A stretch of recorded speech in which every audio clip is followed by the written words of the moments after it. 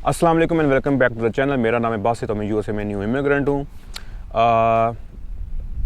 इस वीडियो को स्टार्ट करने से पहले ये डीएनए जो प्रोसेस हमारी फैमिली का केस का एक्सपीरियंस है, मैं उसको शेयर कर रहा हूँ। इससे पिछले एक पार्ट 1 है, उसको जाएँ, जिसके अंदर मैं ओवरऑल प्रोसेस को बता रहा हूँ, रिक्वायरमेंट्स को बात कर रहा हूँ। तो पहले वो देखें, फिर इस वीडियो पर आएँ, आपको ज़्यादा कॉन्टेक्स्ट मिलेगा। वीडियो को हम शुरू करते हैं। अब मेरे फ़ोन पर जो है ना अपनी एक्सेल शीट खोली हुई है, जिस पर मैं हर चीज़ को नोट करता था प्रोसेस में। हमारा इंटरव्यू यूएस एम्बेसी में हुआ, कब हुआ?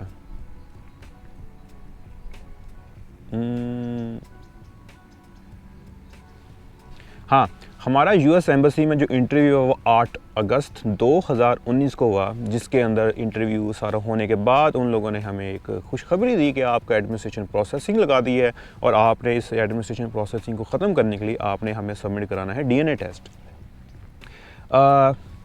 एट दैट टाइम ये याद है कि मैं तो लाइक पोकर फेस हो गया। मैं सोचना शुरू हो गया, मैं कहा ये क्या चक्कर है, डीएनए टेस्ट का क्या है?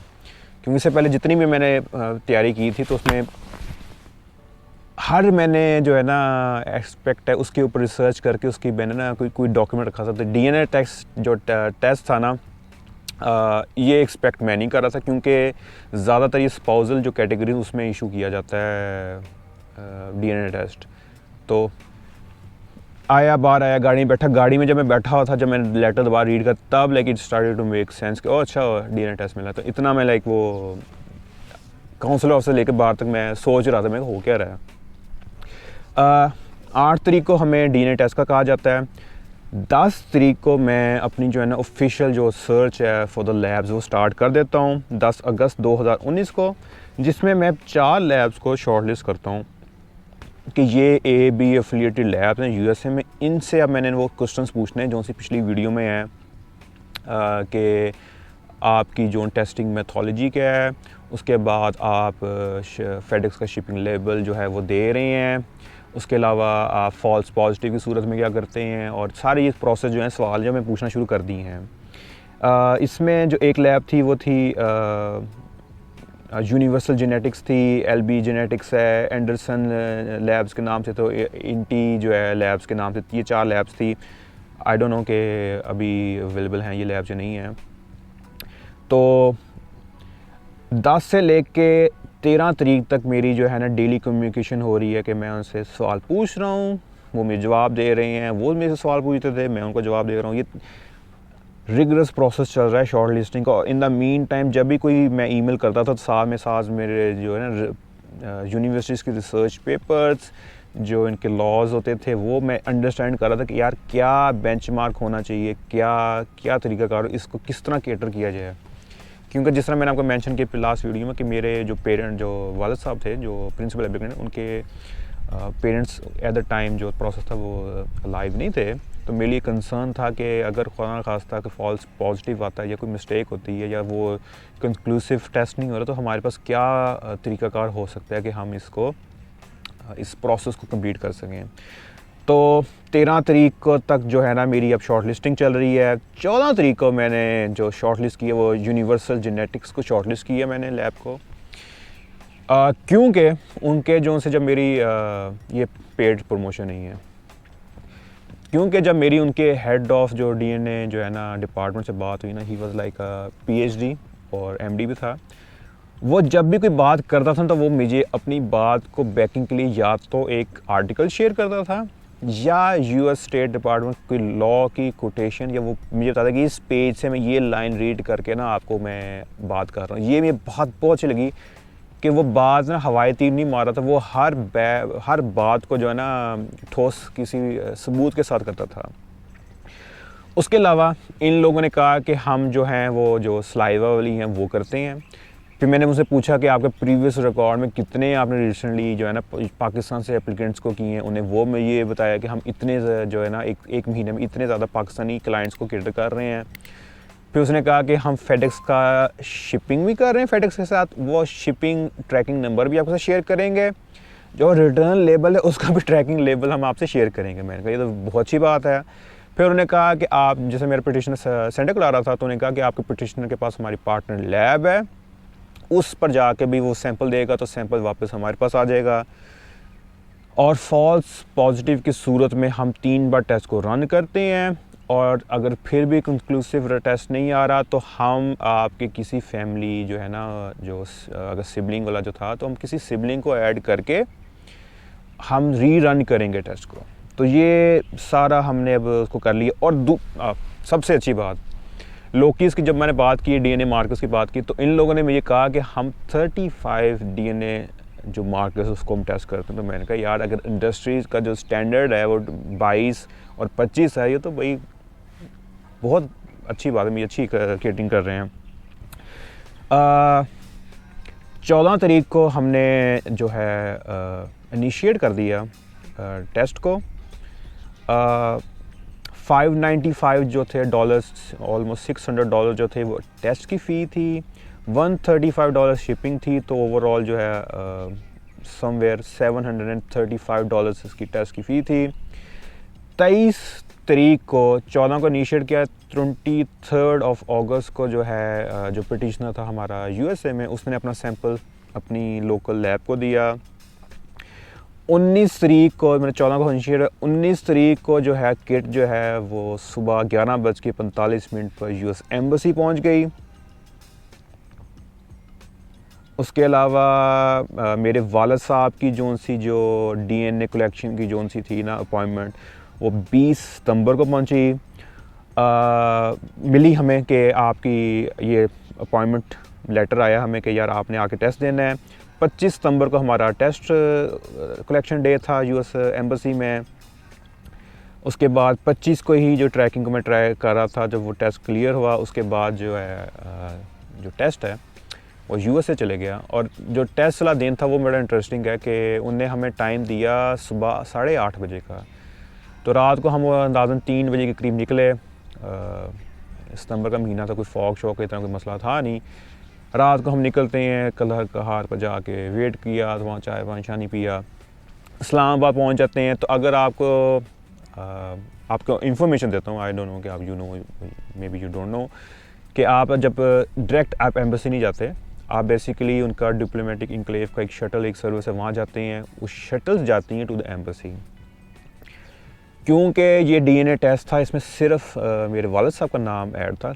मैं अपने आप को इंक्लूड करा सकता था, क्योंकि मेरे वालिद साहब की जो एज थी थोड़ी ज़्यादा थी, तो मैं कह सकता कि मैं आना चाहता हूँ, तो वो इंक्लूड कर देते हैं।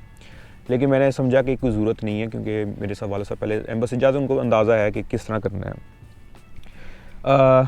हम शटल सर्विस पहुँच जाते हैं, वहाँ जाके थोड़ा सा वेट किया उसकी पार्किंग लॉट में, क्योंकि आई थिंक जो फर्स्ट बस जो जाती है ना टू द एम्बेसी स्टार्ट होती हैं, क्योंकि डिप्लोमेटिक इनक्लेव उसमें जर्मनी सारी सबकी एम्बेसीज़ हैं, तो उनके स्टूडेंट्स भी आ जाते हैं, स्टूडेंट वीज़ा भी चल रहा है, सब कुछ चल रहा है। तो 8:30 बजे जो है स्टार्ट होती है, तो 9 बजे का हमारा टाइम था डीएनए अपॉइंटमेंट का। तो वालिद साहब चले गए। अब मेरे ख्याल में तो ये था ना कि यार डीएनए टेस्ट सैंपल कलेक्शन का आधा घंटा नहीं तो घंटा लग जाएगा। 9, 10, 11, 12, 1, 2, 3, 4 बज गए। मैं अब यूएस एम्बेसी की मैं टाइमिंग देखूँ, मैं कहा ये शटल सर्विस ही बंद हो जाती 5:30 बजे, ये सीन क्या है? क्या मैं अब परेशान हो रहा हूँ कि यार डीएनए या तो किसी और एम्बेसी ने ले गए हों शटल वाले से शहजादे, या कोई रौला बन गया, कुछ ना कुछ हो गया। अब मैं वेट कर रहा हूँ, दुआएं कर रहा हूँ कि मैं क्या खैरियत से सारा ये प्रोसेस हो जाए। तो फिर वालिद साहब आते हैं, तो उनसे मैं पूछा मैं क्या चक्कर, तो वो कहते हैं कि अब टाइमिंग थी 9 बजे की, और जिस दिन उनका सैंपल कलेक्शन हो रही थी, तो मोर देन 45 एप्लीकेंट्स थे जो डीएनए टेस्ट देने आए हुए थे। तो आप इमेजिन करें कि यूएस एम्बेसी कितने लोगों को प्रिस्क्राइब करती है। इसलिए मैं जब आप पिछली वीडियो में कहा घबराना नहीं है, क्योंकि पाकिस्तानियों का कोई अच्छा ट्रैक रिकॉर्ड नहीं रहा यूएस एम्बेसी के साथ। मैरिज फ्रॉड्स हो गए, दूसरे हो गए, किसी और के बच्चे को अपना बच्चा बना के 70s, 80s और 90s में बहुत फ्रॉड हुआ है। तो इसलिए वो इतने रिजिड हुए हैं। इसलिए ही आप देखेंगे जब भी स्पाउसल कैटेगरी थी, वो आप एडमिनिस्ट्रेशन प्रोसेस में खुशी हंसी आपको डाल देते हैं, क्योंकि वो कहते हैं कि भाई एक आपको बड़ी इंटरेस्टिंग बात बताता हूँ। अपनी मैंने जो वर्क से एक चीज़ सीखी, जो हमारे पास जितने भी एक्स इमिग्रेशन ऑफिसर्स काम करते हैं या इनके स्टेट डिपार्टमेंट के लोग काम करते हैं, वो कहते हैं कि द मोमेंट कोई भी इंटरव्यू होगा तो वो प्रिज्यूम कर लेते हैं कि ये बंदा को हमने वीज़ा नहीं देना। आपने इस प्रिजम्पशन को रीबट करना था। रीबट का मतलब है कि आपने इसको ख़त्म करना था कि यार मेरे जो है ना मैं एलिजिबल हूँ इस वीज़ा के लिए, चाहे वो जर्मनी हो चाहे नॉर्वे हो। आपने जिस तरह एप्लीकेशन डालनी वो कहते हैं कि इस बंदे को हमने वीज़ा नहीं देना। अब ये एविडेंस हमें शो करे कि हम इसको वीज़ा क्यों नहीं, रिवर्स चल रहे। तो ये नहीं होता कि हमने इसको वीज़ा देना है लेकिन मुझे कुछ डाउट आया तो मैं अब चलो इसको वीज़ा नहीं देता, ये उल्टा चल रहे होते हैं। तो वालिद साहब आते हैं तो उन्हें बताया कि यार कि ना हम तो 9 बजे बैठे हुए थे, हमारे साथ जो हैं और भी लोग थे, तो 9 से लेके उन्हें टेस्टिंग शुरू ही 2 बजे की है। अब वो है यूएस एम्बेसी, काम इनके वो पाकिस्तानी लिए को बिठा के रखा हुआ अंदर लोगों को कि भाई बस जब हम दिल करेंगे तब करवाएंगे। 2 बजे वो उनका अजीज़ मेडिकल से उनका डॉक्टर भी आ जाता है, वो एक एक करके जिस तरह वो टोकन मिले वो एक एक करके बुला रहे हैं, सबके सैंपल कलेक्ट हो रहे हैं। तो मज़े की बात ये भी एक और बताता हूँ, अब यूएस एम्बेसी की हम बात कर रहे हैं। मेरे वालिद साहब बिल्कुल हम नाम एक बंदा वहाँ पर था, उसकी डीएनए किट मेरे वालिद साहब के सामने रख गई और मेरे वालिद साहब की किट उधर रख दी। फ़र्क यह था कि मेरे वालिद साहब की कैटेगरी थी सिबलिंग वाली, उसकी थी स्पाउस वाली, कि वो किसी बच्चे के ख़िलाफ़। तो वो अब देख रहे हैं कि यार किट के ऊपर नाम ठीक है लेकिन जो एज है और जो बेनिफिशरी है वो ये क्या चक्कर है। तो साथ ही ना अब डॉक्टर ये देख रहा है तो काउंसिल ऑफिसर खड़ा, काउंसिल ऑफिसर ने देखा, उसने कहा ये क्या चक्कर है। उसने पूछा कि आज आपका आज ही था। उसने लेटर देखा, उसने नाम तो ठीक है। फिर दे फिगर आउट को हो या एक और बार बंदा बैठा हुआ है जिसकी किट जो है ना वो मिक्स हो गई है। अब जब मेरे वालिद साहब ने जब स्टोरी में सुनाई, मैं ये कह रहा कि यार अब बंदा क्या कहे इनको कि इसलिए जो है ना फॉल्स पॉजिटिव या ह्यूमन एरर जो था वो किसी प्रोसेस में भी हो सकता है, इसलिए आपने हर चीज़ की जो है ना रिसर्च करके उसको बैकिंग रखनी होती है। वो उनका कहते हैं ऑलमोस्ट जो है ना 5 से 10 मिनट लगे, जिसमें वही था उन्हें नाम चेक किया, साइन करवाए, किट निकाली, पहले लेफ़्ट साइड से सैंपल लिया, राइट साइड से लिया, थोड़ा सा ज़ुबान के उसे लिया, उन्हें पैक किया सामने ही। काउंसिल ऑफिसर ने कहा ठीक है, उसको पैक किया, सील कर दिया और well and good, that's it, इतना प्रोसेस था। वो आगे अब हमारा फॉर एग्ज़ाम्पल 25 को हुआ, 25 को हमारी डीएनए सैंपल जो कलेक्शन हो रही है यूएस एम्बेसी, और 25 को ही किट भी ये नज़र आ गई कि एक तो फेडेक्स पर भी डेट चेंज हो गई कि वापस जा रही है। अब 25 से लेके 2 तारीख तक फुल सन्नाटा, कोई ना लैब को मैंने 2 दिन बाद उनको मैसेज किया, कोई नहीं चक्कर सी नहीं, कोई एम्बेसी की तरफ से कुछ नहीं। मैं कहा ठीक है वेट करते हैं। फिर 2 अक्टूबर को मुझे लैब की आती है कि यार हमने टेस्ट रन किया और आपका रिज़ल्ट हमने कंप्लीट करके भिजवा दिया। तो उसी ईमेल का मैं अभी रीड कर रहा हूँ तो नीचे उन्होंने लिखा हुआ है कंग्रेचुलेशन के जो है ना आपका टेस्ट बड़ा कंक्लूसिव था। पहली ही जो रन थी ना उसमें उन्होंने रिपोर्ट शेयर की, क्योंकि एक रिपोर्ट जाएगी आपकी एम्बेसी और एक रिपोर्ट आपके पास आ जाती है। डीएनए टेस्टिंग में जो था ना उसका रिजल्ट था, मैं आई एम नॉट किडिंग, 99.999999187।